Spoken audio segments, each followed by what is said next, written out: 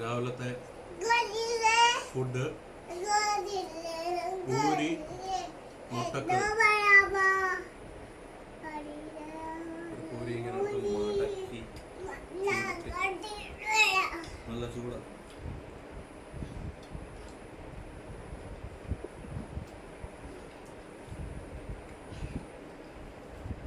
ഇങ്ങനെ കഴിക്കണം. മോന് വേണോ? ചൂടാ.